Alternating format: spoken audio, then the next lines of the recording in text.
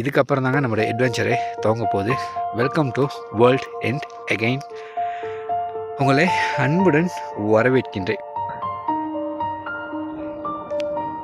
இந்த இடம் தாங்க இவ்வளோ நேரம் நம்ம கஷ்டப்பட்டு வந்த சிறிய உலக முடிவு. இது கிடையாது, இன்னுமே இருக்குது. இதுதான் ஸ்டார்ட் பாயிண்ட். இங்கேருந்து பார்த்தீங்கன்னு வைங்க, ஓ இன்னுமே நிறைய இருக்குது. நான் உங்களை அங்கே போய்ட்டு எக்ஸ்பிளைன் பண்ணுறேன். என்னம்மா ஒரு ஃபீலு, வேறு லெவல் ஃபீலு. கப்பல்ஸ் கொஞ்சம் பேர் உட்காந்துருக்காங்க, ஒரு கப்பல்ஸ் உட்காந்துருக்காங்க.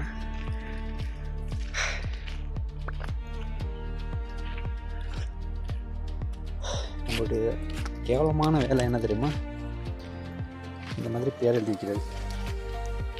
திருத்தவே முடியாது.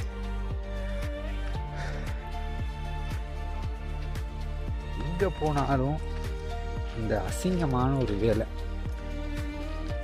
எதை கண்டாலும் சூத்தில் கீறி வச்சிடுறது. ஏன் தான் இப்படி பண்ணுறாங்க அப்படின்றது தெரியல. ரொம்ப மோசமான செயல். என்ன சொல்கிறதுன்னு தெரியல. அந்த ஃபீலை ஐயோயோ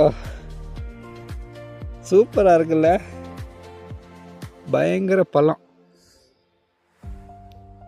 பயங்கர பள்ளம்.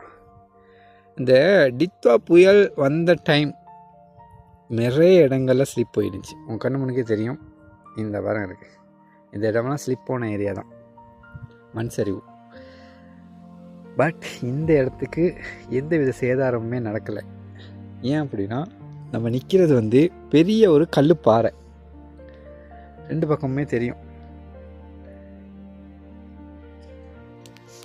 இந்த பாதுகாப்பு வேலி போட்டது எந்த அளவுக்கு நல்லது அப்படின்னா, இங்கே வரேங்க, எவ்வளோ சார் நான் நிற்கிறேன். நானே ஒரு 5.75 அடி அவசரம். பட் எனக்கே நெஞ்சுக்கு இருக்குதுன்னு சொன்னால் ரொம்பவுமே ரொம்ப ரொம்ப நல்ல வேலை திட்டம் ஒன்று செஞ்சுருக்காங்க.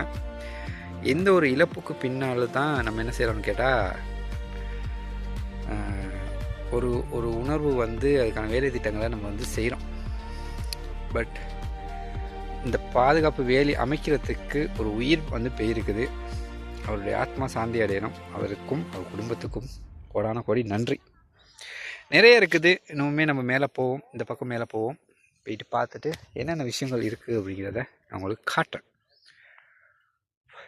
நான் ஸ்கூல் படிக்கிற வரும்போது இந்த வசதியெல்லாம் கிடையாது. இங்கே நிறைய பேர் என்ன செய்வாங்கன்னு கேம்பிங் பண்ணுவாங்க. இந்த படிக்கட்டெல்லாம் இல்லை.